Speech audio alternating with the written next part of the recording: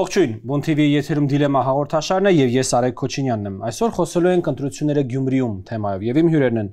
անկախ դիտոր Դաշինքի ներկայացուցիչ Դանիել Իոնիսյանը, բարև ձեզ, շնորհակալություն հրավեր ընդունելու համար։ Ողջույն։ Եվ ականատես դիտորդական առաքելության ներկայացուցիչ Տիգրան Մուղնեցյանը, քաղաքագետ, բարև ձեզ, շնորհակալություն հրավեր ընդունելու համար։ Հարգելի հեռուստատողներ, թեման, որին այսօր անդրադառնալու ենք, երևի թե գրեթե 10 օրից ավել է արդեն, ինչ բավականին մեծ լարվածության մեջ է պահում ամբողջ հանրապետությունը, ինչով է վերջո ավարտվելու ուրեմն ընտրական գործընթացը եւ հետընտրական գործընթացները Գյումրիում, բայց մինչեւ այդ քաղաքական խոսակցությանը անդրադառնալը, պարոն Իոնիսյան, առաջին հարց, ինչպես ընթացան ընտրությունները Գյումրիում, ինչ խնդիրներ եք տեսել եւ ինչներ որ քայլ առաջ էր։ Գիտեք, նախ պետք է ասեմ, որ Գյումրիում ընտրությունները բավականին օրիգինալ են։ Ինձ թվում է, ես ոչ միայն երբեք այսպիսի ընտրություններ չեմ տեսել, այլ վախենամ, որ այդքան չեմ ապրի, որ մի հատ էլ սենց ընտրություններ տամ։ Սա ֆենոմենալ բան է։ Լավ իմաստով թե վատ իմաստով։ Սա ես տեղամասերից մեկում տեսա Հայկ Մարությանին, ասում եմ, սրա վերաբերել կարելի է մանրապատում գրել, էլի սա բանա։ Չէ, առաջինը դա կոմեդիի իմաստով, իսկական կոմեդիի միջադեպերը շատ էին, որոնք կարող է ինչ-որ ֆոն էին ստեղծում, որ առհասարակ միջադեպերը շատ են, բայց իրականում ամեն մեկ առանձին վերցրած ու որպես կոմեդիի միջադեպեր էլի, ասենք, մեկը վեկալում է իր քվեարկության կտրոնն եւ փախնում է տեղամասից։ Քրեադատավարական իմաստով դա հանցագործություն է, բայց ընտրական իմաստով դա տենց առանձնապես մեծ բան չի, էլի։ Իսկ փախում էր, որ ինչ աներ։ Չգիտեմ, մարդը ոնց ասեմ, ամեն մարդ իր տարօրինակություններ ունի, այս մարդը որոշել է, որ եկել է տեղամաս, որ քվեարկության կտրոնը վերցնի եւ չքվեարկի, եւ այդ ուզում եմ ասել իր իրավունքն է, հետո հիշեցի որ չէ իր իրավունքը չի դա, բայց ամեն դեպքում էլ ավելի դրա կոմեդիաներ են, որ չգիտեմ, երեք ոստիկաններից մեկը փորձում էր իրան բռնել, մյուս երկուսը լրագրողներին ասում էր մի նկարեք։ Հա, դից ու դից հետո այն երկուսից մեկը որ ասում էր մի նկարեք, դից չերեզով փոխանցում ասում է, գիտեք, ինք բան եսի ինչի կողքի թաղից էր։ Դրա համար բան, դե բան ոստիկանն էլ է բան։ Ոստիկանն էլ ես գործ տվող չեմ կամ ես բան բռնող տղա չեմ ուդի։ Վերջը, բայց այս ամեն չեկի արձանագրենք, որ պրոստը էպիկ բաներ են, որոնք Երևի Գյումրի կոլորիտին հատուկ Գյումրին տենց այդ բանը ու տենց որ ասեմ ինչ-որ զանգ ընտրակեղծարարություն բան չէ։ Ըստ էության մեծ հաշվով մեր գնահատականն այն է, թե արդեն լրջին գանք, որ քվեարկության արդյունքները արտահայտում են գյումրեցիների կամքը, բայց գյումրեցիների կամքի ձևավորման վրա եղել են ապօրինի ազդեցություններ, որոնք չենք կարող չափել, թե ինչքան են եղել։ Եվ այդ ապօրինի ազդեցությունները հիմնականում դրսևորվել են 3 մեխանիզմներով, դա եղել է վարչական ռեսուրսի չարաշահում, դա եղել է կրիմինալի ներգրավում եւ դա եղել է ընտրակաշարք։ Ընտրակաշարք կամ բարեգործության արգելքի խախտումն ու բարեգործության արգելքի խախտումը դա ընտրակաշարքի տարատեսակ է, էլի գործնականում որ նայենք։ Պարոն Մուղնեցյան, շարունակեք։ Էլի մասերով ընտրությունների հատվածների անդրադառնանք, ինչ վերաբերում է նախընտրական քարոզչությանը, այդտեղ էլ այդ վարչական ռեսուրսի չարաշահման դեպքեր ունենք, եթե համեմատենք Երևանի վերջի ընտրությունների հետ, երևի այդ իմաստով ավելի փոքր էին, բայց Երևանի մասշտաբներն էին մեծ, այսինքն երևի մասշտաբների իմաստով այդ սկեյլ անելու կարանք համադրելի համարենք, այդ վարչական ռեսուրսը նախ պետական ռեսուրսի ներգրավումն է, կառավարության աջակցությունն է, բացի դրանից համայնքային որոշակի գործունեություն, որը ներկայացվում եւ կատարվում է նախընտրական քարոզչության տրամաբանությամբ, խոստումներ է իրագործվում եւ այլն։ Դա այդ մի խնդիրն է, որ կար ատելության խոսք տենց շատ բոլոր կողմերից հնչող։ Իրականում այդ լարվածությունը մեդիաներում ավելի ուռճացված էր, այսինքն առիթ ունենալով տարբեր հանդիպումներ ունենալ կուսակցությունների հետ այդ նախընտրական քարոզչության փուլում ավելի հանգիստ էին տրամադրված ու ըստ էության տենց ինչ-որ տարբեր հարթություններ կային, հա, բանի մասով էլ, այսինքն բարեգործության խոստումների եւ այլնի խնդիրները կային, որոնք համակարգային չէին ըստ էության եւ երևի թե ընտրողների կամքի վերջնարդյունքի վրա չեն ազդել, բայց այ վարչական ռեսուրսի մասով դժվար է գնահատել, այդ գլխավոր խնդիրն է, ուստեղ նաև խնդիր է արձագանքը պատկան մարմիններից, այսինքն երկար ժամանակ կա, որ մեզ ասում են, որ վարչական ռեսուրս չի կիրառվում, դա մինչ 18 թվականի տրադիցիա է, որովհետև 18-ին հնարավոր էր քվյա ընտրատեղամասերում վերահսկել ընտրությունները, քվյատուփում իմանալ ովքեր ինչ են քվյարկել, դրա համար վարչական ռեսուրսը արդյունավետ էր։ Հիմա քանի որ այդ գործընթացը չկա, վարչական ռեսուրս չի կիրառում, բայց այդքան էլ տենց չի, այսինքն եթե կառավարությունը որոշում է երկար տարիներ չվերանորոգած փողոցը հենց նախընտրական քարոզարշավի ժամանակ վերանորոգել, այդտեղ տեսնում ենք, որ ինչ որ աջակցություն կա գոնե մի տեխնացուի նկատմամբ։ Քվյարկության օրը բավականին հանգիստ է եղել եւ պետք է նաեւ նշել այդ բանի մասով, թե ինչն է այսպես ասած ձեռքբերումներից եւ ամենամեծ ձեռքբերումը այդ մասնակցության թիվն է, որը այտենց բավականին բարձր է համեմատենք եթե Գյումրի օրինակ իհարկե ընտրողների թիվը եւ ընտրելու իրավունք ունեցողները տարբեր են, բայց 18 թվականի խորհրդարանական ընտրությունից Գյումրիի մասնակցությունը ավելի բարձր է, այսինքն սրանից բարձր եղել է 2008-ի քաղաքապետի ընտրությունը, դա էլ շատ վիճելի է համեմատել որակի ընտրությունների որակի առումով, թե ինչքան այդ պատկերը իրականում արտացոլում մասնակցության թիվը, բայց շատ բան է, կարևոր է նամանավանդ նախորդի համեմատ, երբ որ Գյումրիում ռեկորդային ցածր այդ մասնակցության թիվը ա եղել ու երևի կարելի ասել, որ հիմա ավելի ներկայացուցչական ձևավորված ավականու կազմա լինելու, որ ավելի շատ է արտահայտելու Գյումրու բնակիչների կամքը։ Շատ լավ, շնորհակալություն։ Ես սպառնակ ձեր երկու ուրեմն խոսքերից դուրս բերում արեցի ինձ համար, որ փաստորեն կարելի է ֆիքսել, որ բուն ընտրատեղամասում խախտումների քանակությունը մինիմալ էր եւ ազդեցությունը այդ խախտումների ընտրությունների որակի վրա զրոյական էր, բայց երկու կողմերն էլ խնդիր ամեն դեպքում ինչ-որ չափով տեսնում են ընտրությունների նախորդած փուլում տեղ գտած խախտումների եւ գործընթացների հետ։ Սա այս ոնց որ ասած առաջին ֆիքսում արեցինք։ Երկրորդ ընտրություններ տեղի են ունեցել։ Ես ներողություն, եթե թույլ կտաք առաջի ֆիքսման հետ կապված, ես չէի շտապել ասել, որ տեղամասերում ամեն ինչ եղել է օքեյ։ Ես կասեմ, որ տեղամասերում չեն եղել նենց խախտումներ, որոնք ազդել են արդյունքների վրա, բայց տեղամասերում մենք տեսել ենք խնդիրներ, որոնք իմիջիայլուց նույնիսկ այնպիսի խնդիրներ, որոնք ընտրատեղամասերում եղած խախտումները ազդեցություն չունեցան։ Նկատեմ նաև խնդիրներ, որոնք որ երբեք նախկինում չենք տեսել եւ որոնք մեր համար դաս են հետագայում ինչ որ բաներ հասկանալով վերագնահատելու համար։ Օրինակ դրոշմանիշերի հետ կապված խնդիրները, որը լուրջ խնդիր էր, ինքը մի քիչ չասեմ մասնագիտական է, բայց լուրջ այն առումով, որ դրոշմանիշերի քանակը, դրանց վերահսկելությունը, դրանց քանակի վերահսկելությունը, դրանց պաշտպանվածությունը հիմք են ընտրական մի շարք process-ների, այսինքն դա ընդունվում է որպես աքսիոմա, եւ դրա հիման վրա մի շարք process-ների անվտանգություն է կառուցում ընտրական, հա, մի շարք խախտումներից պաշտպանող։ Եվ այդ օրը մենք տեսանք, որ հոպս, բարձում է այդ սխալ է, որտեղ կար տեղամաս, որտեղ մի դրոշմանիշ ավել էր։ Եվ իզուր մի դրոշմանիշ կարա թվա տենց թիվ չի, բայց իրականում մի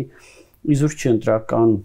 օրենսգրքով սահմանած, որ եթե մի դրոշմանիշին, եթե դրոշմանիշերի թիվը հանգարց մեկով չի բռնում, գործը պետք է գնա դատախազություն։ Հենց դրա համար, որտեղ շատ կարևոր է։ Կամ քվեարկության ծրարների հետ կապված խնդիր է։ Սա ես ինձ ինչքան հիշում եմ քվեարկությունը ծրարներով առնված 2000 կարծեմ 5 կամ 7 թվականից քվեարկությունը ծրարներով է։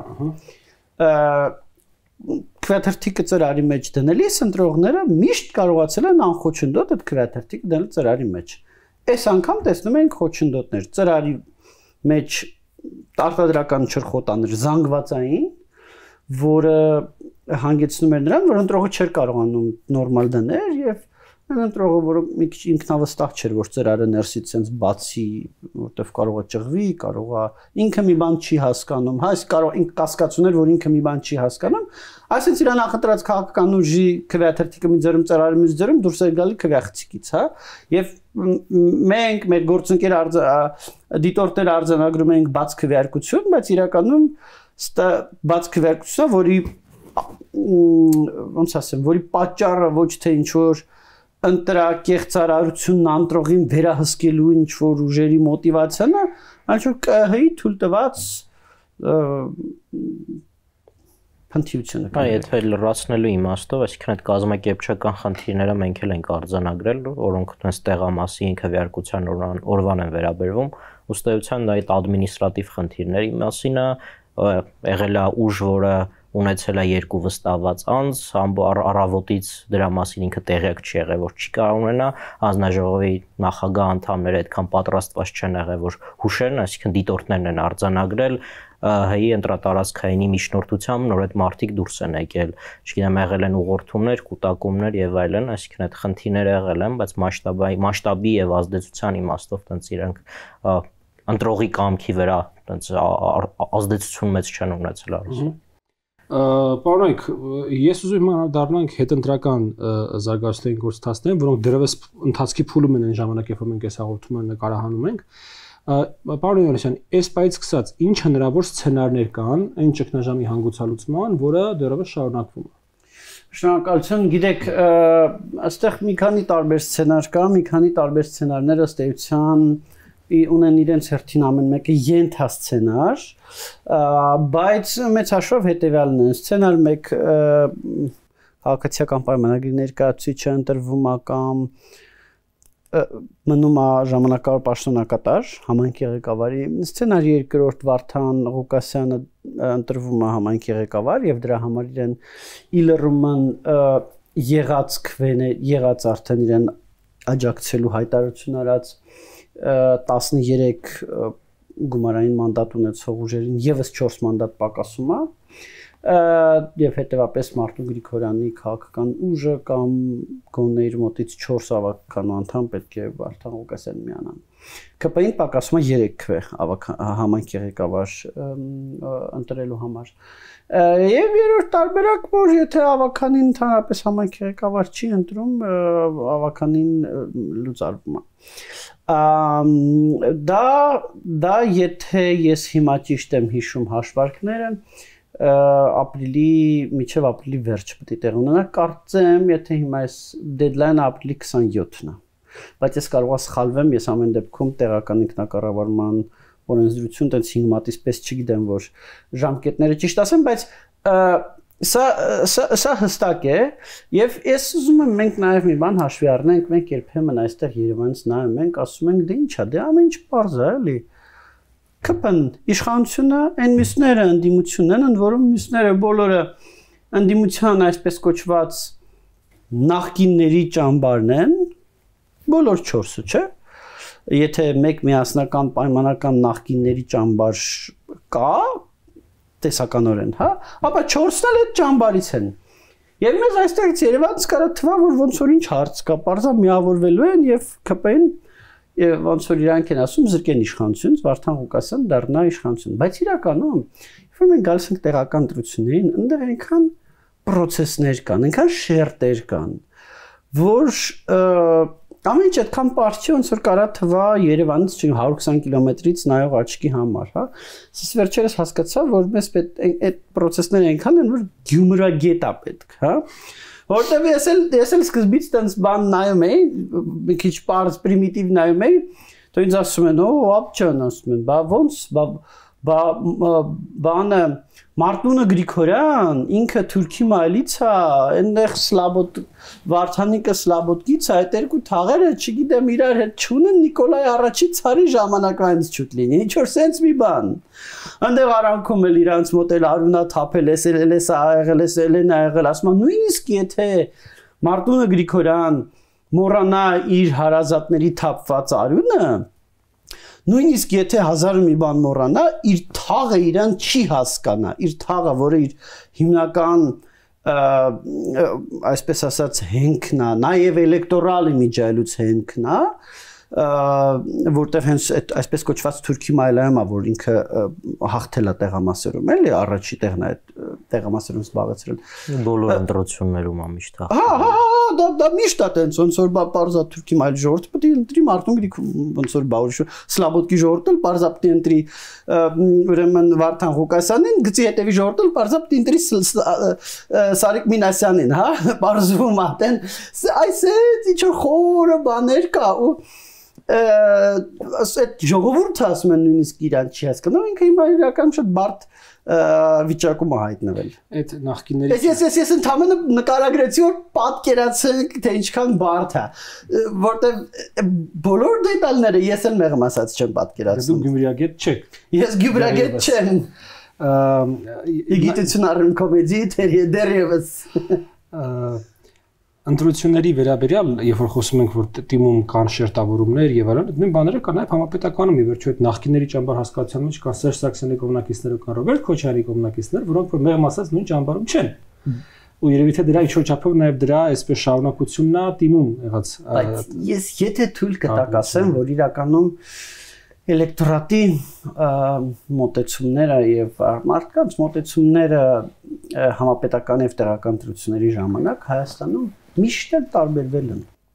Միշտ սա նորություն չի, սա միշտ էլ տենց է եղել, նույնիսկ նախորդ իշխանությունների ժամանակ։ Համայնքի ղեկավար կարար ընդդիմադիր մեկը համայնքի ղեկավարը ընտրվեր։ Դա ֆանտաստիկայի ժանրից էր։ Գարիկ Սարգսյանը 17 թվականին ընտրվեց Նոր կյանք գյուղի գյուղապետ, բոլորը զարմացել էին, ֆենոմենալ բան էր, չէր կարա տենց բան լիներ։ Բայց այդ նույն գյուղում կամ այդ նույն մի շարք համայնքներում ընդդիմությունը հաղթում էր համապետական ընտրություններին, նույնիսկ նախագահական ընտրություններին, նույնիսկ ընտրակաշարքի, չգիտեմ, վարչական ռեսուրսի եւ ամեն ինչի ֆոնին։ Բայց այդ նույն համայնքներում տեղական ընտրություններում ընդդիմությունը մեղմ ասած շանս չեր ունենում։ Եվ սա պետք է հաշվի առնել, որ սա մենակ Հայաստանին չի հատուկ, սա այլ երկրներում էլ կա, սա կա Ուկրաինայում, սա կա Մոլդովայում, սա կա Թուրքիայում, շատ Թուրքիայում ընդհանրապես ընդունված իրանց իշխող կուսակցության ներկայացուցիչներ հաճախ ասում են, այս բան խոսակցություններում ասում են դե մենք ոնց կարանք տեղական ընտրություններ հաղթենք, բարձր տեղական ընտրությունները մենք պարտվելու ենք, բայց համապետականը հաղթենք։ Շնորհակալություն։ Պարոն Մողրոսյան, խնդրում եմ մեզ հիմա պրոցեդուրալ իմաստով բացատրեք, թե առաջիկա օրերին մեզ ինչ է սպասում։ Այ առաջին նիստ, երկրորդ նիստ ոնց է այդ ամեն ինչը։ Շատ լավ, բայց մի հատ էլ թեթև անդրադարձ բանի մասով, այսինքն թիմի եւ համապետական ընտրություններ, այստեղ իրական նախ այս process-ը իս թվում է այդքան ճգնաժամ չի, ինչքան ընթացիկ քաղաքական process է այս բանակցությունները դեռ որ քաղաքապետի տեխնացուի հարցում կողնոշեն դեռ ճգնաժամ իս թվում է չունենք, բայց ճգնաժամ ունենք գլոբալ համակարգի, այս համամասնական թիմերում համակարգի, ու այս տարբերությունը թիմերի համապետական նաև այդտեղից է գալիս, որովհետև մենք օրինակ փորձառություն ունենք, երբ որ հանդիպում ենք օրինակ տարբեր դաշինքների ներկայացուցիչների, օրինակ շտաբի պետը դաշինքի կամ չգիտեմ տեխնացուն ինքը չգիտեր այդ դաշինքը որ կուսակցություններից է կազմված էլի, այսինքն իրանք ուղղակի օգտագործում են ինչ-որ պլատֆորմներ քաղաքական, որպեսզի ներկայանան անձով, այսինքն այնտեղ ընտրել են առաջի համարների Վարդան Ղուկասյան, այսինքն ոչ մեկ չի իմացել այդ կուսակցությունը կա կոմունիստականն է թե չէ, այսինքն շատ կային պաստառներ, որոնք ուղղակի թիվել գրած չէր, մարդու դեմքն է ու վերջ, ու անուն ազգանունը, այսինքն բացարձակ դա համամասնական, կուսակցական, գաղափարական ընտրություններ չեն, ու այդ իմաստով, այսինքն այդ թաղի անձնային հարաբերությունները շատ կարևոր են թե բանի իմաստով, ընտրությունների արդյունքի, թե հիմա ավականու հարցերում, թե իրանք ինչ են բանակցելու, ու ինձ էլ է թվում, որ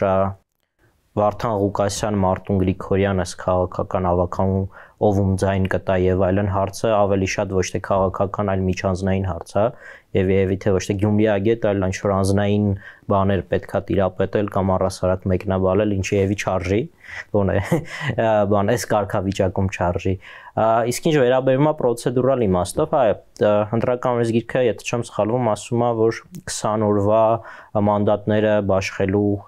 այդ որոշումից հետո 20 օրում պետքա նիստ տեղի ունենա ավականու, հավանաբար որոշումը կլինի կիրակի օրվա դրությամբ մանդատները բաշխելու եւ 20 օր հետո պետքա տեղի ունենա ավականու առաջին անդրանիկ նիստը, որում պետքա օրակարգի միակ հարցը այդ բան համայնքի ղեկավարի ընտրության հարցն է 33 ավականու անդամ ունի Գյումրին, ինչպես Երևան օրինակ, եւ Երևանը այդքան չէր 65-ը Երևանը չէ սխալվում, 33 անդամ ունի 17, այսինքն բացարձակ մեծամասնություն է պետք համայնքի ավականու ընտրելու համար, 17 հոգի է պետք, եթե չի ընտրվում որևէ մեկը, տեղի ունեմ հաջորդ նիստը, որին համար ժամանակ հետո այդ կդժվարանամ հիմա հիշել, բայց ոչ երկար ժամանակում ու դրա համար արդեն պետք է հարաբերական մեծամասնություն, այսինքն որ խմբակցությունը կամ որի շուրջ ավելի շատ մարդ կհավաքվի, բայց ոչ 50+ նույնիսկ, այդ դեպքում կընտրվի արդեն համայնքի ղեկավար։ Այսինքն երկրորդում պետք է ներկաների մեծամասնություն, ներկաների մեծամասնություն եղած թվի, այսինքն ոչ թե ներկաների մասնակցողների մեծամասնություն։ Իրական մեկնաբանելու շատ տեղ կա, բայց ես հասկանում եմ, որ ոչ թե ներկաների մեծամասնություն, այլ 33-ի հարաբերական մեծամասնություն։ Գիտեք, որ հարցն է իրականում հիմնական հնարավորություն ինչպես ընտրվեց Տիգրան Ավինյանը, այսօր հիշեցնել։ Ինքը ընտրվեց 30, եթե ճիշտ եմ հիշում, 65-ից 32 քվեով, այսինքն մեծամասնություն ինքը չուներ։ Չէ, ինքը 65-ից 32։ Okay։ Հանրապետություն եւ ԿՊ-ն միասին 32 մանդատ ունեն եւ բայց ինքը ընտրվեց, որտեղ ինքը ամենաշատ քվե հավաքած քաղաքապետի տեխնացուն էր։ Ինչ կարար աներ ընդդիմությունը կարար ուրիշ մեկին ընտրել այն ժամանակվա խոսակցությունները հիշելով Հայկ Մարությանին օրինակ, կամ կարար նիստը բոյկոտել։ Բայց այդտեղ խնդիրն է, որ Տիգրան Ավինյանը թե չեմ սխալվում, երկրորդ տարբերակով, այսինքն այդ հարաբերական մեծամասնության երկրորդ փուլով ընտրվեց, ոչ թե առաջին մեծամասնությունը։ Եստեղ ամենաեականն է, որ ընդդիմությունը կարա նիստին չմասնակցելով, նենց անի որ առհասարակ այդ նիստը չկայանա, եւ եթե նիստը չկայանա, ապա ոչ մեկ չել կարա ընտրվի։ Հա, քվորումը հստակ է, որտեղ հարաբերական մեծամասնությամբ կամ որևիցե ձև ընտրվելու համար պետք է նիստը տեղի ունենա։ Իսկ քվորումը ոնց է որոշվում։ Քվորումի համար ինչքան 50+1 17 ներկան արդեն բանա քվորումը արկա է, բայց այսինքն եթե ընդդիմությունը չի ուզում որպեսի այդ ձեռացած երկրորդ տարբերակն ինքը պետք է ուղղակի չմասնակցի։ Ինչ թվում է ինքը եթե ընդդիմությունը շատ կուռ է իր կամքով, այսինքն շատ միաբան է, ինքը խնդիր չունի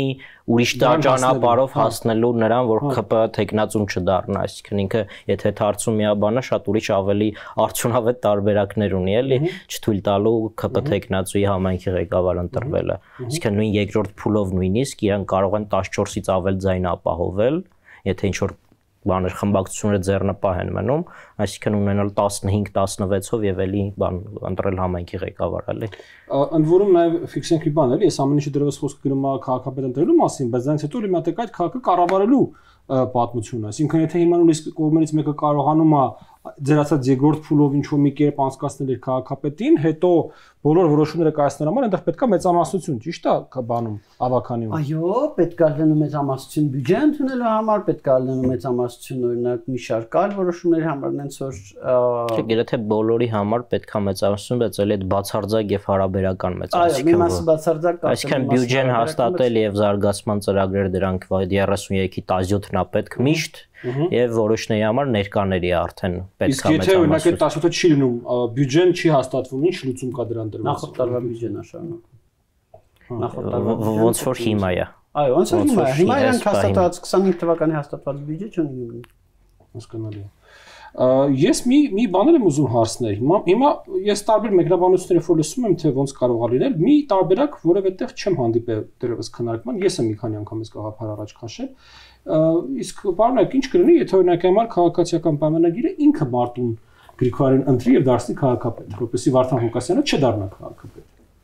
Ինչ դիտակիր է, ես ճիշտ եմ ասում, Մարտուն Գրիգորյանը համաձայն չի լինի այդ սցենարը։ Ինձ թվում է, հիմնական դեպքը կողմը կլինի Մարտուն Գրիգորյանը, բայց եկեք մի կեղտոտ բան։ Թող ինքը ասի, որ ինքը դեմա քաղաքապետ դառնալու։ Եկեք մի կեղտոտ բան ասեմ, էլի, եթե ես լինեի ԿՊ-ի տեղը, իմ ասածը կան։ Չէ։ Ուրիշ թե ես ամեն ինչ ինձ կանեի, որ Վարդան Ղուկասյանը ընտրվեր։ Ինչու։ Համապետական ընտրություններին թռաջ։ Ինչու։ Տեսեք, եթե Վարդան Ղուկասյանը դառնում է համայնքի ղեկավար, սա ուղերձա բոլորին, որ եթե դու ընտրում ես որևիցե մեկին բացի ԿՊ-ից, քո քվեն կամ փոշիանում է կամ գնում է նախկիններին, եւ ոչ թե ուղակի նախկիններին, այլ նախկիններից ամենավատի համբավը ունեցողին։ Այդ դա հարգելի ընտրող հաշվի առ 25 թվականի առաջ,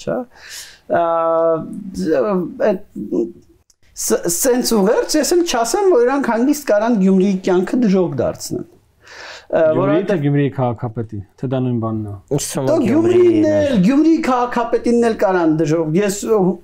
Տեսեք, ես Սա ասում եմ, որ իրանց կուսակցական շահից կարող բխեր։ Ես մեղմ ասած նկատի չունեմ, որ իրանք դա պիտի անեն, կամ որ ես կարդարացնեմ, եթե դե իրանք անեն։ Ես ուղղակի ուզում եմ իրանց այդ հնարավոր մոտիվացիան ցույց տամ։ Պայմանական ասած, Վարդան Ղուկասյանն դառնում է Գյումրիի քաղաքապետ, այդ ուղերձը ամբողջ Հայաստանով մեկ իրանք տարածում են, որ այդ տեսակ, որ մեզ չընտրեց, ստացան Վարդան Ղուկասյանին։ Միաժամանակ Գյումրիում արդեն վերջին ժամկետը օրինակ սուբվենցիոն ծրագրերին դիմելու լրացել է, սուբվենցիոն ծրագրերին Գյումրին ըստ կարի չի կարա դիմի, կարա կառավարությունը Գյումրիին տա ուղակի հատկացում է բյուջետային։ Ինչպես բյուջետային հատկացում։ Ուղակի բյուջետային հատկացումը կարա չտա։ Կարա տա, կարա չտա։ Չի տալիս ուղիղ հատկացումներ եւ ասում է, որ դուք ձեր բյուջեով խնդրեմ ապրեք։ Համայնքը իր բյուջեով կարա աշխատավարձ տալ մի երկու մաքսիմում փոսալցում իրականացնել, մոտավորապես տենց։ Հայաստանում ցավոք սրտի տեղական ինքնակառավարման մարմինների բյուջեները շատ փոքր են, եւ իրանք հիմնականում պետական բյուջեից եկող փողերի վրա են։ Ինչը շատ վատ է, որ առհասարակ Հայաստանում թիմ մարմինների գումարային բյուջեն մոտ 10 անգամ ավելի քիչ է, քան պետական բյուջեն։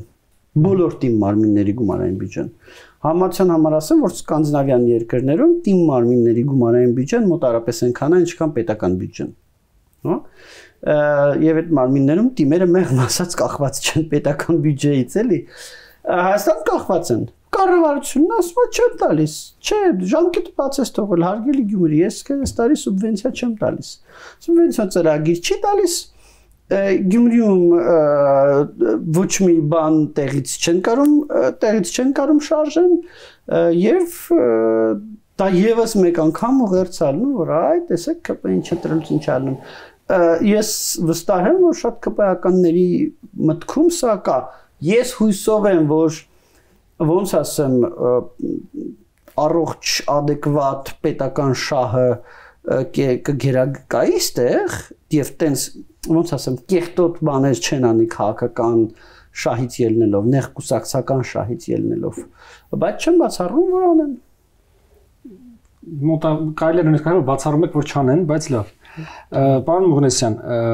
երկու գաղափար հնչեց, մի գաղափար ես այսպես տարբերակ ներկայացրի, բայց գաղափար պարոն Մուղնեսյանը կխնդրեմ երկուսն էլ մեկնաբանեք եւ դրանից հետո նաեւ ուզում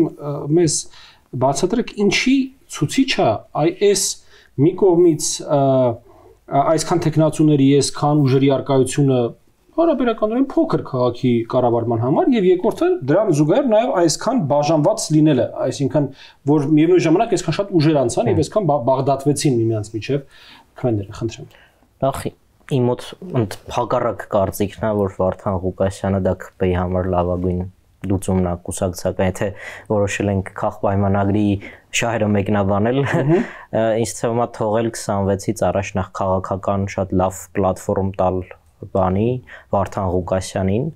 քաղաքապետի համար եւ հետո 26 թվականի պարլամենտական ընտրություններին ընդառաջ վստահել քաղաքում ընտրությունների կազմակերպումը Վարդան Ղուկասյանին, այդ առաջին հերթին ժողովրդավարության եւ պետական կառավարման համար շատ ռիսկային է, այսինքն պետք չի շատ գնահատել այդ բանը, բայց ռիսկը, բայց ամեն դեպքում այդ ռիսկը կա, թե այսինքն Վարդան Ղուկասյան ԿՊ-ական դարձնեն, ոչ թե ԿՊ-ական դարձնեն, այլ այնպես անեն, որ ինքը լինի, եթե ենթադրենք, որ ասեցինք, չգիտեմ, թողնել ինքը լինի եւ կյանքը դժոխքի վերածել եւ այլն, այսինքն այդ սցենարը շատ ընդունելի դարձնել քաղաքապայմանագրի համար, ինձ թվում է այդ առնվազն 26-ը տենց շատ մեծ բաներ է, ռումբեր է դնում 26-ի ընտրությունների որակի վրա, նույնը, այսինքն Մարտուն Գրիգորյանի մասով արդյոք քաղաքապայմանագիրը կգնա այդ քայլին, ինձ թվում է գլոբալ առումով երևի դժվար ասել, բայց ավելի ընդունելի տարբերակ գուցե դիսկուրսի առումով, էլ եթե դիսկուրսը վերլուծում են, գուցե քաղաքապայմանագրի համար ավելի ընդունելի տեխնացու է Մարտուն Գրիգորյանը, բայց ինչ չի թվում Մարտուն Գրիգորյանը ինքը իր քաղաքական կարիերայի գոնե համար կամ նույն այդ պատճառով, ինչի է պատճառով ինքը Վարդան Ղուկասյանին չի միանում, այդ նույն պատճառներով, այսինքն արժանապատվության եւ այլնի հարցով թաղում հեղինակության պատճառով ինքը չի համաձայնվի քաղաքապայմանագրի միջոցով դառնա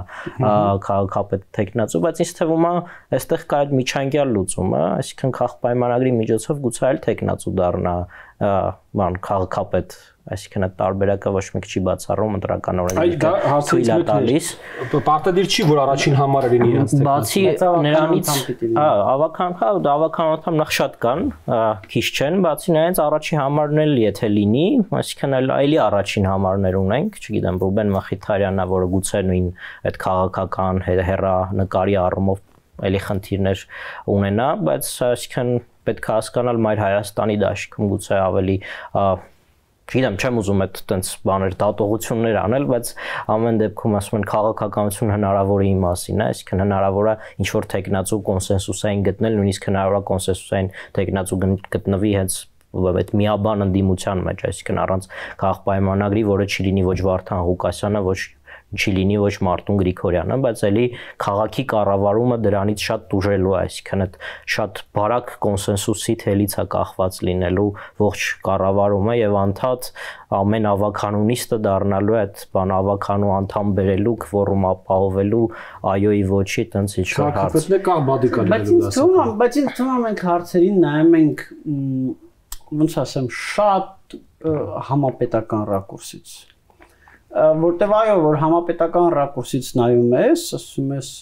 դե համապետական ռակուրսից ընդդիմությանը ձեռ է տալիս, որ ինչ որ ընդդիմադիր միասնական տեխնացու լինի, եւ այդ միասնական տեխնացուն, եթե ոչ Վարդան Ղուկասյանն նաեւ ոչ Մարտուն Գրիգորյանն, ապա կարա լինի Կարեն Սիմոնյանը, կարա լինի Ռուբեն Մխիթարյանը, հա, տենց ինչ որ մի լուծում գտնեն, որպես կոնսենսուսա, բայց տեղում մարդկանց դիտանկյունը տեղային է, տեղում մարդկանց դիտանկյունը համապետական չի։ Իմիջիայլոց այդ տարբերությունը Ռուբեն Մխիթարյանի ինչ որ առումով եւ Մայր Հայաստանի Կարեն Սիմոնյանի, որոնք ունեն համապետական ընկալում։ Մարտուն Գրիգորյանը տեղացի է։ Մարտուն Գրիգորյանը Չէ, Կարեն Սիմոնյանն էլ է տեղացի, ես դե համարեի։ Չէ, Գյումրեցի մասին չի խոսքը, այլ խնդիրը 26-ին։ Չէ, Մարտուն Գրիգորյանը նպատակ չի դնում իմ ընկալմամբ հեռացնել ԿՊ-ին համապետական իշխանությունից։ Ինքը նպատակ կա դնում, նույնը Վարդան Ղուկասյանն նպատակ է դնում քաղաքային իշխանությունը վերցնել։ Բայց Վարդան Ղուկասյանը հայտարարում է հայ-թուրքական սահմանը չպետք է բացվի, ռազմաբազան պետք է մնա մեծանա, ու ինքան մենինչ անելու է դրա համար։ Դա համապետական նպատակ չի դառնում։ Դե բանը հայտարարում ակնհայտորեն իրանց նպատակները Գյումրիում իշխանության գալն է։ Ես դրա հետ այդքան համաձայն չեմ, առնվազն հենց իրենց էլի դիսկորդի Մարտուն Գրիգորյանի մասին չի խոսքը, ես Մարտուն Գրիգորյանի մասով ասացի, այսինքն խոսքը էլի Վարդան Ղուկասյանի, այն տեխնացուների, ովքեր 26-ի բան ունեն, այսպես ասած հետագիծ ունեն, եւ նրանք ովքեր չունեն, այսինքն Վարդան Ղուկասյանը ինձ թվում է ունի այդ հետագիծը եւ ինքը շատ իր խոսքում նաեւ այնց կամ իր աջակիցների խոսքի հետեւյալներ, որ այս արդյունքները ցույց տվեցին, որ համապետական ընդդիմության առաջնորդները, այսինքն հասկանալի է, որ երկու մարդու մասին է խոսքը, պետք է հաշվի նստեն տեղային առաջնորդների հետ եւ հետները խոսեն հավասարը հավասարի հետ։ Այսինքն, եթե ուզում են 26-ին արդյունք ստանան, պետք է նստել մեր հետ, մեզ էլ մի բան տալ։ Վարդան Ղուկասյանը ասում է, Սերժ Սարգսյանն ու Ռոբերտ Քոչարյանը պետք է իրան բան տան։ Հիմա դա համապետական խոսակցություն չի։ Դե Վարդան Ղուկասյանը Սերժ Սարգսյանից նեղացած է նրա համար, որ Սերժ Սարգսյանը իրեն քաղաքապետազրկեց եւ իր փոխարեն բերեց Բալասանյանին։ Վարդան Ղուկասյանը հստակ ոնց ասեմ, ինձ թվում է նաեւ հոգեբանական առումով էլի այդ մարդու նպատակներ ապացուցել, որ ինքը կարա վերադառնա, կարա այն ինչից իրան Սերժ Սարգսյանը զրկեց, վերադառնա այդտեղ։ Մարտուն Գրիգորյանն էլ այսքան տասնամյակ փորձում է հասնել այդ պաշտոնին, ինքն էլ իր հերթին է ուզում հասնել այդ պաշտոնին։ Լավ, հիմա բոլորը մուրազը տղաներ են։ Հա, բայց իրանց մուրազը Գյումրիի քաղաքապետ դառնալն է։ Իրանց մուրազը եկեք սա արձանագրեն Գյումրիի քաղաքապետ դառնալն է։ Իրանց մուրազը համապետական իշխանություն վերցնելը չի։ Պատգամավոր օրինակ դառնալը չի։ Դες դառն պատգամավոր լինել ինչ է տալիս։ Անձեռնմխելիություն, որը համայնքի անձեռնմխելիություն, որից այսպես կարան զրկել։ Որի համայնքի ղեկավարին օրինակ չի տալիս։ Դե բայց այդ անձեռնմխելիություն զրկում են Այսինքն ու մի հատ էլ են շոուով, որ ավելի լավ բայց գուցե ոչ 26-ի պարլամենտական կազմով։ Դա էլ է իհարկե բան։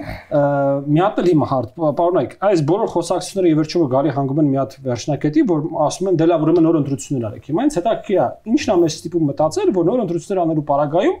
արդյունքը լինելու է այլ։ Չէ, տեսեք, վստահություն իհարկե չկա, բայց եկեք հաշվի առնենք, որ այս ընտրություններում մոտավորապես 50 քվեի տարբերությամբ կարող է լինել էապես այլ արդյունք։ 50 քվեի։ Եվ բնականաբար նոր ընտրություններ որ լինի, մի 50 քվեից կոմենքում հանգիստ կարող լինի։ Եվ շատ մեծ հավանականություն կա, որ արդյունքը կլինի այլ, ասեմ ավելին, որ նայում ես ուրիշ երկրների փորձը, ու մենք համապետականն ենք նայում ես Հայաստանի ռակուրսից, իհարկե դիմը չի երևում, բայց տեսնում ես, որ երբ որ լինում է կոալիցիա չեն կարողանում ձևավորել ու գնում են նոր ընտրությունների, մի քիչ փոխվում է պատկերը։ Պատկերը մի քիչ փոխվում է, այդ թվում բանակցությունների ընթացքից ընտրողները անում են եզրահանգումներ։ Նույն այս դեպքում բանակցությունների ընթացքից հետընտրական հայտարարություններից ընտրողները կարող են անել եզրահանգումներ։ Հիմա կներեք կար Ռուբեն Մխիթարյանը, որ ծիծաղելի էր համարում մեղադրանքները, որ ինքը կարող է աջակցի, որ նախկինները հետ գան իշխանության, ծիծաղելի չէր համարում, ուրիշ բառապաշարեր օգտագործում ես եթերում չասեմ, բայց ընտրություններից հետո հայտարարեց, որ ինքը Վարդան Ղուկասյանն աջակցում է։ Հիմա եթե նոր ընտրություններ լինի արդյոք դա կազդի իր էլեկտորատի վրա թե չէ։ Շատ հնարավոր է որ ազդի։ Եվ տենց շարունակ, այսինքն մարդկանց մոտեցումները կարող է փոխվեն։ Մարդկանց զգալի մասը կմնան իրենց կարծիքի, բայց ինչ որ մարդկանց մոտեցումներ կփոխեն եւ դա կարա լինի այնքան, որ պրոպորցիան էապես փոխի։ Առաջին հերթին, այսպես ասած, նոր ընտրությունների այդ հավանականությունն է խիստ ցածր զուտ ընտրական կարգավորումների բերումով։ Այսինքն դե պետքա չընտրվի եւ չընտրվելու համար շատ այս տեսնում ենք, որ շատ դժվար է չընտրվելը, հետո երկար ժամանակ պետքա տենց կարան պաշտոնակատար նշանակի մի խոսքով, այսինքն տենց շուտ երկար պրոցեդուրա է, բայց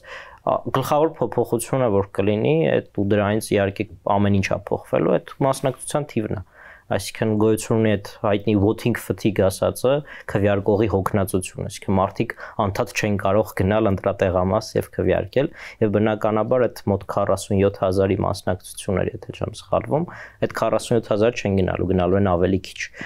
Ռեսուրսները սպառվել են մասնակից ուժերի, բոլորը չեն կարող նորից նույն մասշտաբի քարոզարշավ անեն։ Այսինքն այդ շատ օբյեկտիվ ստրուկտուրալ պայմաններ են, որը բազդելու ամբողջ արդյունքի վրա, ու այդ լրիվ ուրիշ պատկեր են ունենալու, այսինքն նորից նույն կուսակցությունները չեն կարողանալու գրանցվեն զուտ, չգիտեմ, ինչ որ պայմաններով, իրանց ուժերը արդեն գնահատելով, եւ դրա այդ քվեարկությունների քվեների ձայների վերաբաշխման արդյունքում շատ հանգիստ ուրիշ պատկեր կլինի, բայց հարցը թե դա ում է ձեռք տալու։ Այսինքն օրինակ եթե նայում ենք հետ են գնում, թե ինչից է սա process-ը սկսվեց, ունենք մի հատ ավականի, որի առաջին խմբակցությունը բոլորը մանդատներից հրաժարվեցին ով կար ցուցակում, բայց այդ ավականին դեռ գործունյա էր, այսինքն ինքը կարար գործեր, ինքը կարար ընտրել համայնքի ղեկավար, ինքը կարար ընդունել ավականու որոշումներ ու իմ ընկալմամբ գլխավոր եթե էլի մեկնաբանում են քաղաքացիական պայմանագրի բանը միտումները մոտիվացիան, գլխավոր ձախողումը այդտեղ այդ երևի դա է, այսինքն եթե դու ունես 26-ի ընտրություններ եւ մի տարի ու կես էլ մնացել է հենց հերթական ընտրություններին քաղաքում, հավաքանու ընտրություններին, ինչու ես դու գնում արտահերթ ընտրությունների, երբ որ նույն այդ վարչական ռեսուրսով, բյուջետային հատկացումներով քո համայնքի ղեկավարին կարաս աջակցես այդ քաղաքի կառավարումը որոշակի ինչքան ռեսուրս որ օրինակ դրվել էր այս ընթացքում, դրվեր 1.5 տարում մինչև 26-ի ընտրություններ եւ այդ ապահովել։ Այսինքն հավանաբար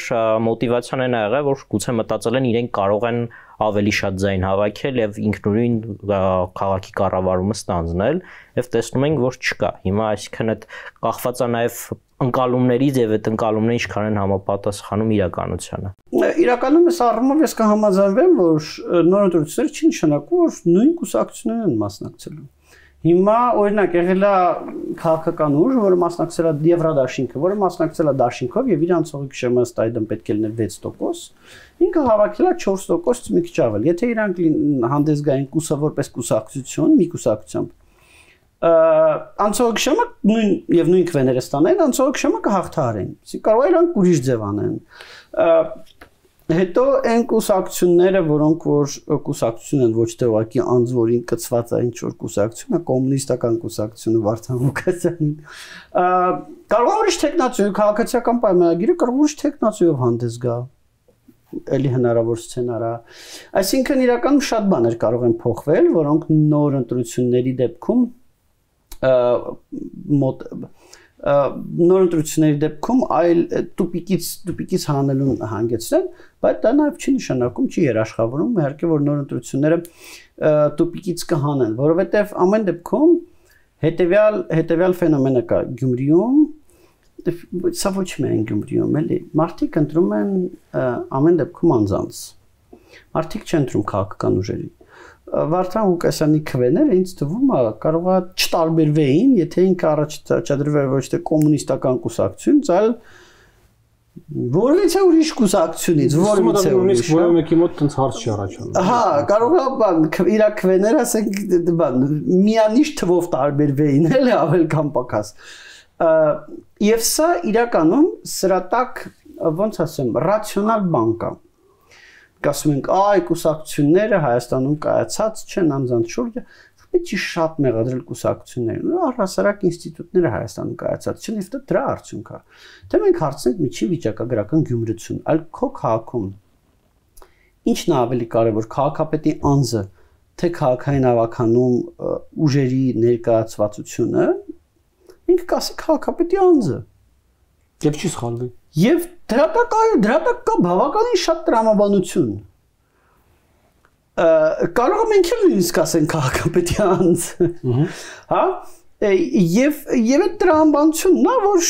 միջին վիճակագրական Գյումրի, ոչ միայն Գյումրեցուն, Երևանցուն, չգիտեմ, Վանաձորցուն, բոլորին դրթում, որ ընտրություն կատարելիս նայեն, թե որ անձին են իրանք ընտրում, ոչ թե որ քաղաքական ուժերն են իրանք ընտրում։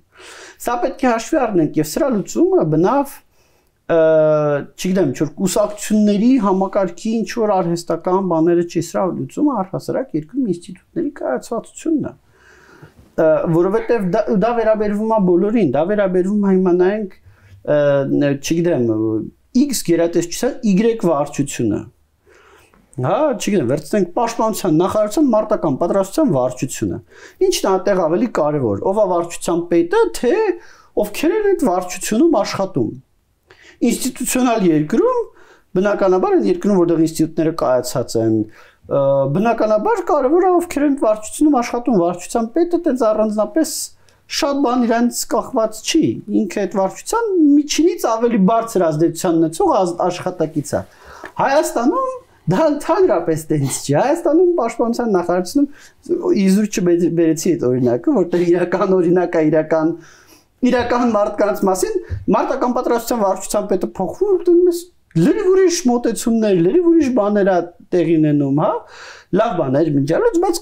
կարար դեպի վատը փոխվել, դեպի վատը կլիներ, հա, այսինքն Հայաստանում անձացից շատ բան է կախված։ Նույնը վերաբերվում է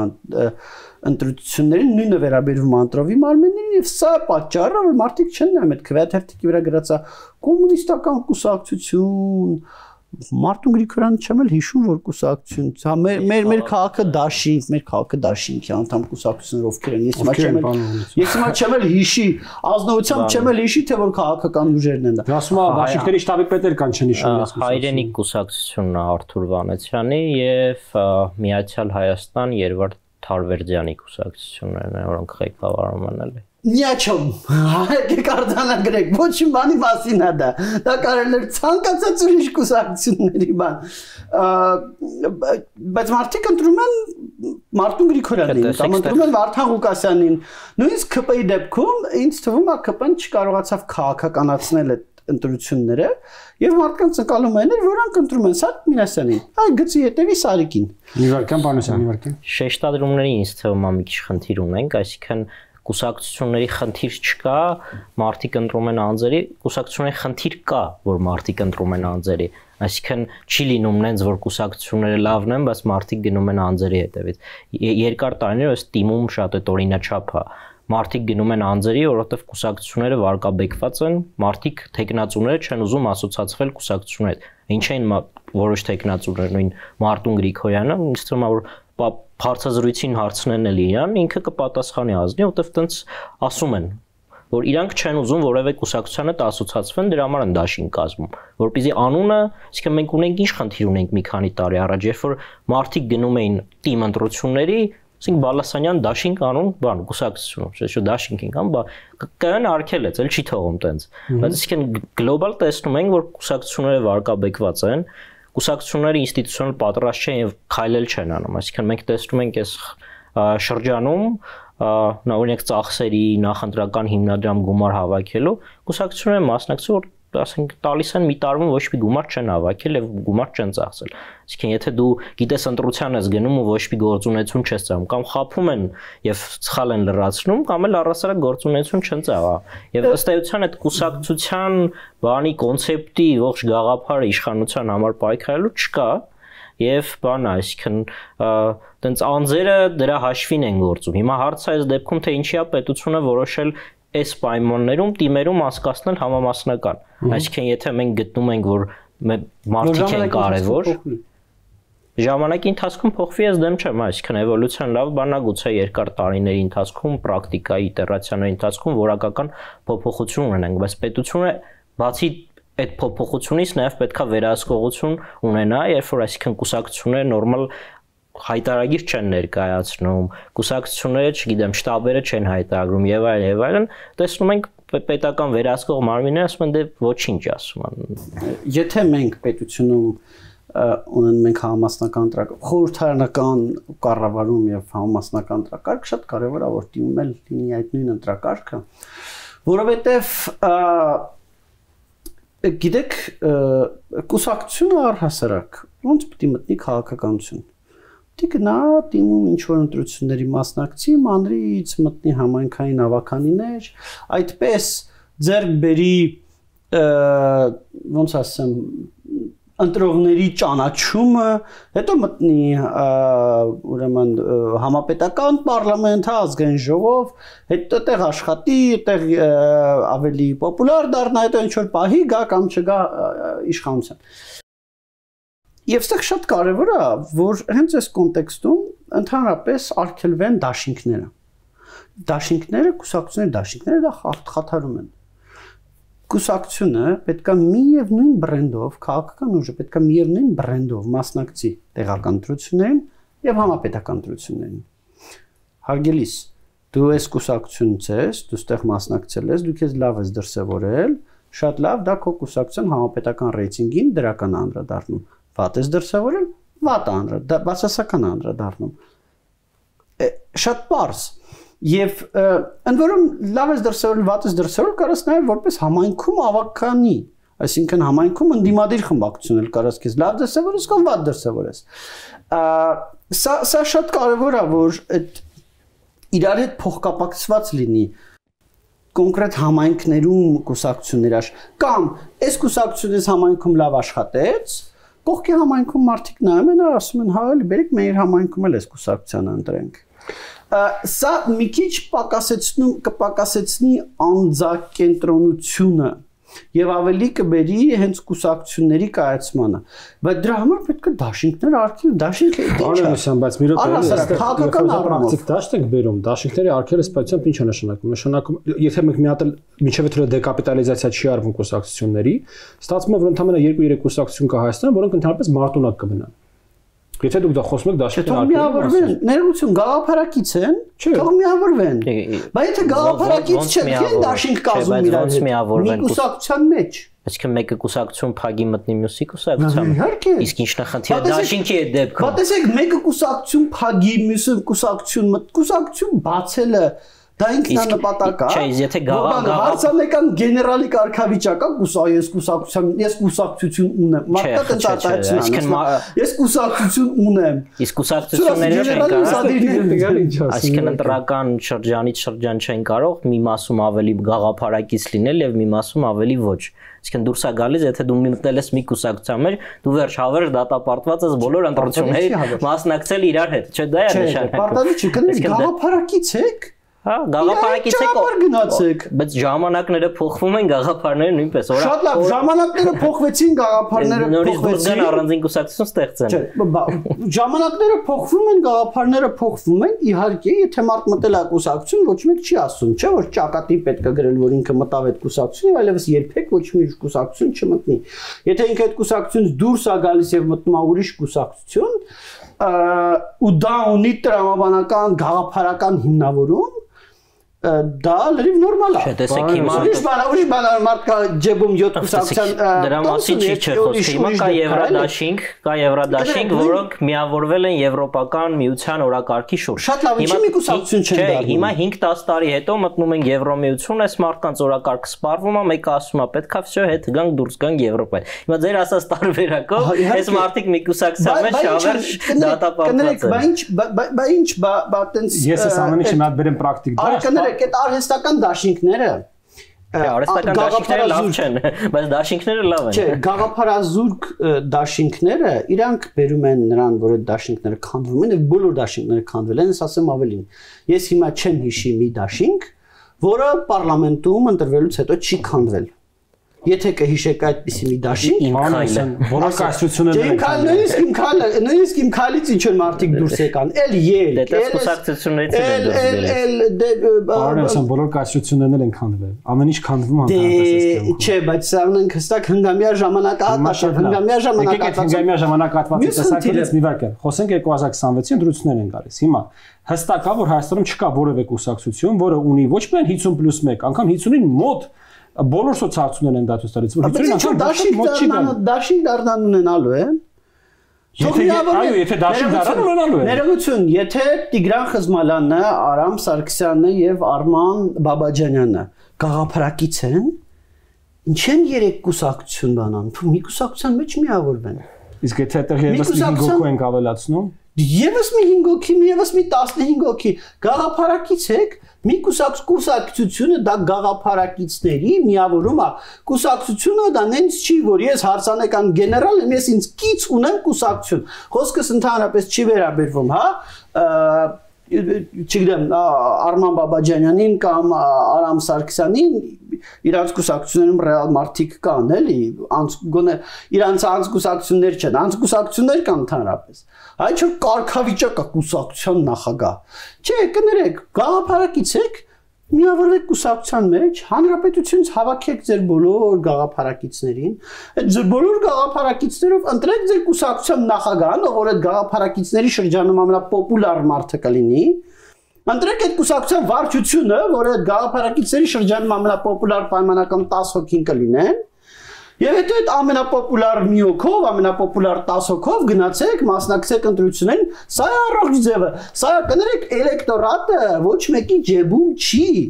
ընտրողը ոչ մեկի ջեբում չի, որ ես ունեմ 3.5 հոգի էլեկտորատ, դուք ունեք 5-7 հոգի էլեկտորատ, եւ այդ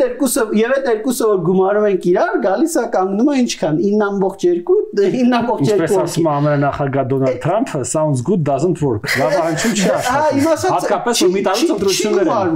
Բայց եթե գաղափարակիցները միավորվում են, չէ, տեսեք, գաղափարակիցները ժամկետների մասին է, այսինքն դու կարող ես այսօր գաղափարակից լինել, որովհետև ընտրությանը կոնկրետ նպատակ ունես, այդ նպատակի շուրջ ես միավորվում։ Որն է նպատակը գաղափարակը քաղաքական օրակարգը, ԵՄ-ի օրակարգն է։ Վաղը մտան ԵՄ-ի մարդիկ հետո մեկը ասում է մեզ պետքա բարձր հարկման համակարգ, մեկը ցածր։ Այդտեղ էլ արդեն տարբեր բաներ ունեն, էլ դաշինք չեն, էլ մի կուսակցության մեջ չեն կարող իրանք լինել։ Ավելի իրանք առանձին կներեք, ստեղ կան կոալիցիաներ, եկեք կոալիցիա եւ դաշինք եզրույթները չխառնեն։ Շատ լավ։ Կան կոալիցիաներ եւ կան դաշինքներ։ Եթե մենք երկու քաղաքական ուժով, երկուսը համարում ենք, որ պետք է գնալ Եվրոմիություն, բայց դուք համարում եք, որ պետք է լինեն ցածր հարկեր, ես համարում եմ, որ պետք է լինեն բարձր հարկեր օրինակի համար։ Իսկ Արեգը չգիտեմ համարում է որ մեզ պետք է գնալ դեպի Ռուսաստան 1000 ներողություն բայց Արեգը համարում է որ պետք է լինեն էլի բարձր հարկեր ապա մենք կարող ենք առանձին ամեն մեկս կոնսոլիդացնելով մեր գաղափարների սպեկտրի շուրջ համախոհներին առանձին ընտրվել պարլամենտ եւ նաեւ առանձին հարցերի շուրջ լինել կոալիցիաներ երբ որ խոսքը գնա նրա մասին թե գնալ Եվրոպա թե գնալ Ռուսաստան մենք ձեր հետ կլինենք դաշնակիցներ եւ այդպես կքվեարկենք երբ որ խոսքը պետք է կգնա նրա մասին թե հարկերը բարձր լինեն ցածր ես կլինեմ արդեն արևի եվրոպացիները չեն ասում եւ անցնում են մենակ Ռուսաստանի այ հիմա նորից եմ ուզում գտնել որ ձեր ասածը շատ տեղին է եւ շատ ճիշտ է բայց կա 26 թվականի պարլամենտական ընտրություններ եւ եթե չեն լինում դաշինքներ ես կարամ ասեմ 3 կուսակցությունը անցնելու 3 հոգի անցնելու պարլամենտ Ռոբերտ Քոչարյան Սերժ Սարգսյան Նիկոլ Փաշինյան եթե դաշինքներ չեն լինում եկեք sense վերացական պայմանավորված չէ վերացական չէ սա շատ կոնկրետ է չէ լավ շատ կոնկրետ է խնդիրը որ դու վերացական տանում իսկ 26-ը շատ մարմնական է չէ ես ոչ թե տարեթիվն եմ վերացական վերցնում այլ ուժերին որ չնեղանան էլի եկեք պատկերացնենք 26 թիվ եւ խոսում ենք ուրեմն Արամ Սարգսյան, Արման Բաբաջանյան, Տիգրան Խզմալյան, այդ 3 դրանք գումարեք Շիրինյան, Նորայր Նորիկյան մի քանի օգտակար գումարեք այս մի շարք առաջնորդներով հնարավոր որ հայտարարել են, չէ՞ որ դրանք դաշինքով հա, ուրեմն դաշինքով գնալու են, մասնակցելու են, եւ դա մի սցենար։ Եվ սցենար 2 իրանք բոլորը ձևավորում են մի կուսակցություն, այդ մի կուսակցությունով Ինձ թվում է, իրանք շատ ավելի էֆեկտիվ կկարողանան մոբիլիզացնել իրանց էլեկտորատը։ Այդ մի կուսակցությունը ներքին ժողովրդավարության շատ ավելի բարձր մակարդակ կունենա, որտեղ օրենքները տենց բան թույլ չեն տալիս։ Ինչպես։ Մեր օրենսդրությունը նման բան թույլ չի տալիս այն իմաստով, եթե դու եղել ես մի կուսակցության հիմնադիր բան անդամ, դու կարաս լինես մենակ մի կուսակցության հիմնադիր անդամ։ Չէ, ստեղծում են ուրիշ կուսակցություն, դա խնդիր չի։ Չեն կարող ստեղծել հիմնադիր անդամ չեն կարող։ Իսեն ասո կոպեկ են գցում թե այդ 3 կուսակցությունից որն է լուծար, որը եթե դու մի կուսակցության հիմնադիր անդամ ես, դու չես կարող գնաս այլ կուսակցություն հիմնադրես։ Ոչինչ, այդ ցախ տեխնիկական հարցեր։ Ասում չեն հիմնադրում, ասում են ինչ լուծարում են մեկով։ Գցում որ երկուսը լուծարեն, գնում են երրորդի անունը դնում են ինչ որ ուզում են, այդ երրորդում ներքին ժողովրդավարություն են դնում, ներքի հավաքում են այդ մարդկանց մասին, որոնք մինչև այսպես անգամ դաշինք չեն հավաքում են բոլոր այդ գաղափարի եվրոինտեգրման գաղափարի կողմնակիցներին, բոլոր լիբերալ ժողովրդավարության կողմնակիցներին կազմակերպում են ներկուսակցական ընտրություններ, այդ 3-ից ով ընտրվում է կուսակցության նախագահ ինքը կուսակցության առաջի դեմքն է դառնում, մյուսները դա, չգիտեմ, ընտրվում են կուսակցության վարչություն եւ դա շատ ավելի էֆեկտիվ կլինի պոտենցիալ էլեկտորատի մոբիլիզացիայի տեսանկյունից 26 թվին, քան էլի ասել մենք քանի կուսակցությունով դաշինքները կուսակցությունների քանակը ոչ մեկի չի հետաքրքրում, ընտրողին չի հետաքրքրում թե դու քանի կուսակցություն կես, դա մեն հակառակ էֆեկտի է բերում։ Դե ընտրողը ասում է, այսինքն միավորվել են, հեսա ընտրվելու են, գնալու են խորհրդարանում, էլի բաժանվեն իրարից։ Նենց ոնց որ եղել է բոլոր դաշինքների դեպքում։ Հայաստան խմբակցությունը ինչ որ իմաստով տրոհվել է։ Պատիվ ունեմ ինչ որ իմաստով բոլոր կուսակցությունները ինչ որ իմաստով Չէ, բանը իմ քայլնելն են մեղմ ասած բան եղավ։ Ելք դաշինքը տրոհվեց, չգիտեմ քանի կտորի հանրապետական կուսակցությունը փշուր եղավ։ Բարգավաճ բոլոր դաշինքները շնորհակալություն Բարգավաճ Հայաստանը այն պահին երբ որ որոշեց ոչ թե Բարգավաճ Հայաստանով մասնակցել Ծառուկյան դաշինքով նույնիսկ դա փլվեց։ Շնորհակալություն։ Ինձ թվում է այս հաղորդման վերջին հատվածը կարելի է պայմանականորեն ասել